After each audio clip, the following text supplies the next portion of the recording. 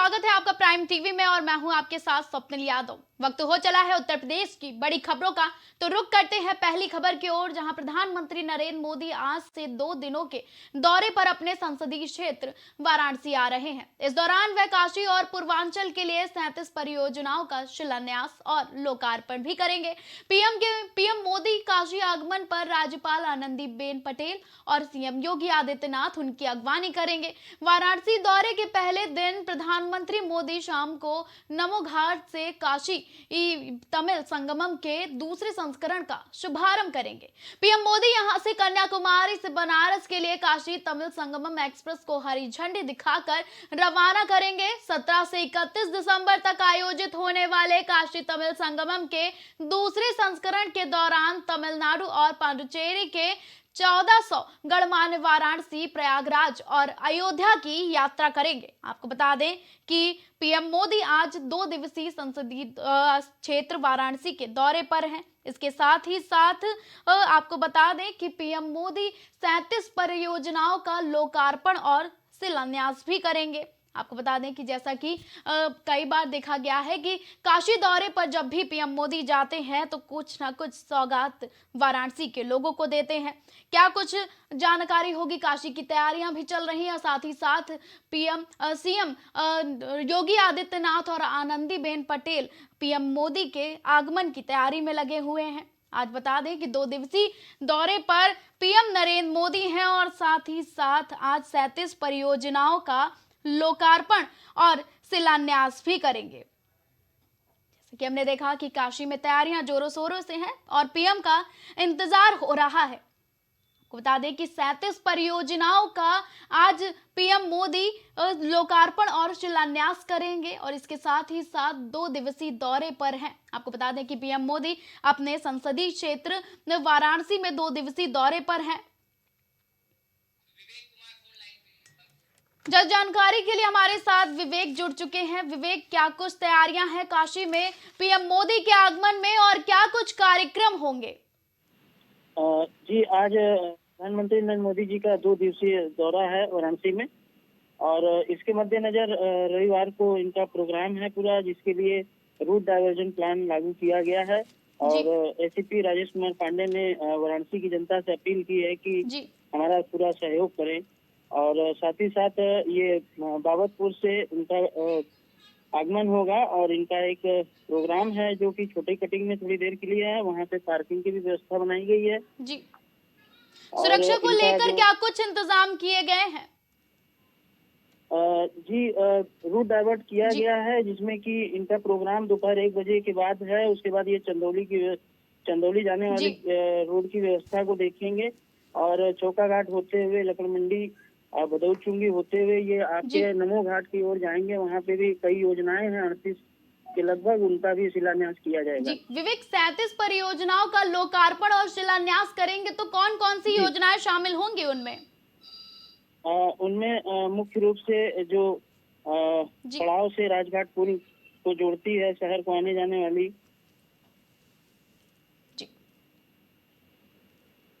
और नमो घाट। ज्यादा जानकारी के लिए बहुत बहुत धन्यवाद।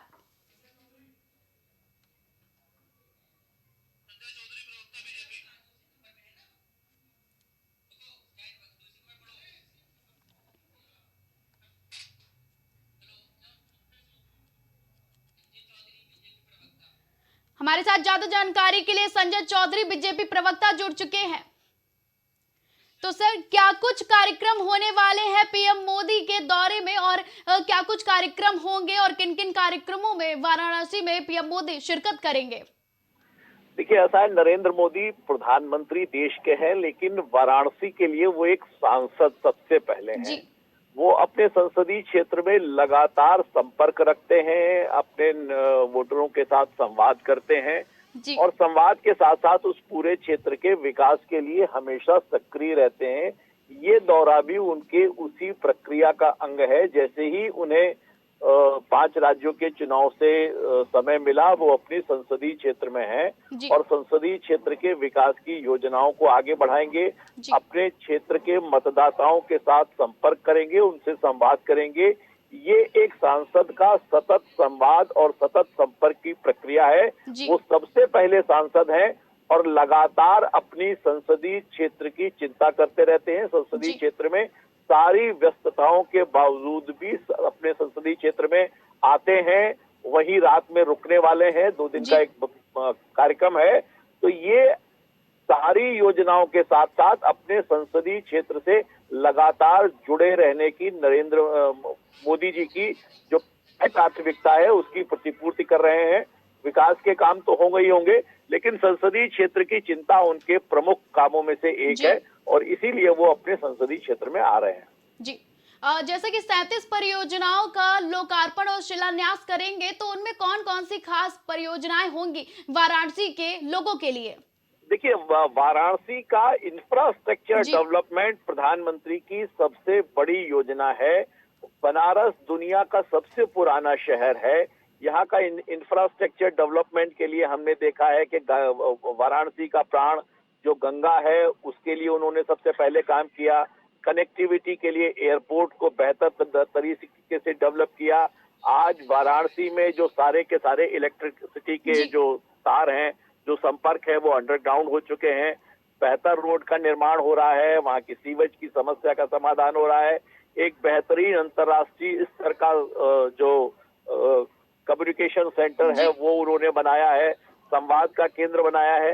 तो इन योजनाओं के साथ साथ बेहतर कनेक्टिविटी, बेहतर डेवलपमेंट, इंफ्रास्ट्रक्चर डेवलपमेंट, वहाँ की इलेक्ट्रिसिटी, वहाँ की वाटर सप्लाई, इन सारे ज्यादा जानकारी के लिए बहुत बहुत धन्यवाद।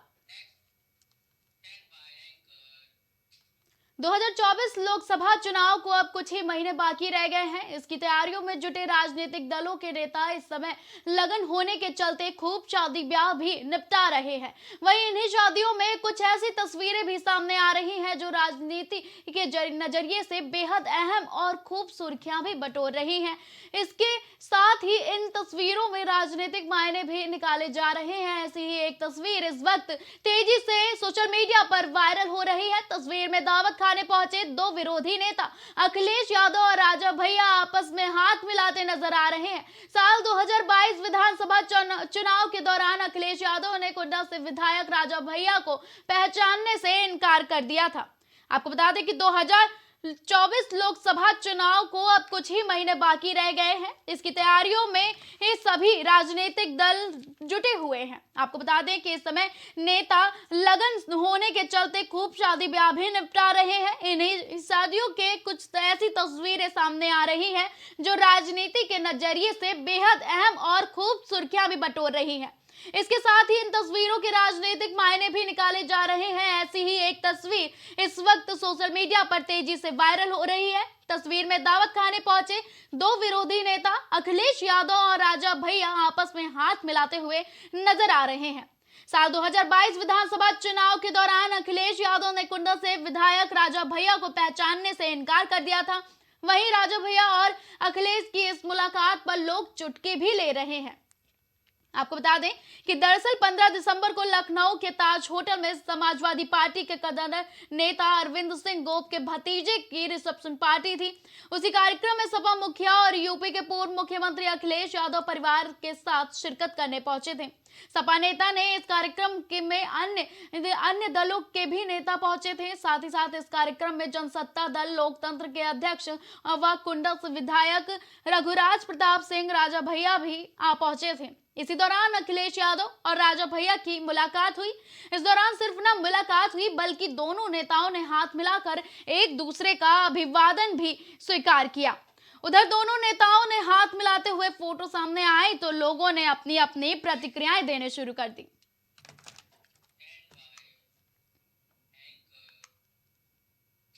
सपा के राष्ट्रीय महासचिव शिवपाल सिंह चौहान आज सहारनपुर दौरे पर हैं, जहां कई कार्यक्रमों में शामिल होंगे। शिवपाल सिंह यादव रविवार को दोपहर 12 बजे देहरादून चौक स्थित लोक निर्माण विभाग के अतिथि गृह पहुंचेंगे। इसके बाद अपराह्न 1:15 पर ग्राम सड़ौली गदीम स्थित विकसित ITI में आयोजित कार्यक्रम में भाग लेंगे। इसके बाद उनका अहमदबाग में स्थित पूर्व विधायक स्वर्गीय महावीर राणा के आवास पर पहुंचकर परिजनों से मुलाकात करने का कार्यक्रम है। गांव मटकी में तारिक गुड्डू के आवास पर आयोजित कार्यक्रम में शामिल होंगे। वहीं दूसरे दिन सोमवार की सुबह सपा जिलाध्यक्ष चौधरी अब्दुल वाहिद के वर्धमान कॉलोनी स्थित आवास पर जाएंगे। इसके बाद सुबह 9:30 बजे वे नई दिल्ली के लिए रवाना हो जाएंगे।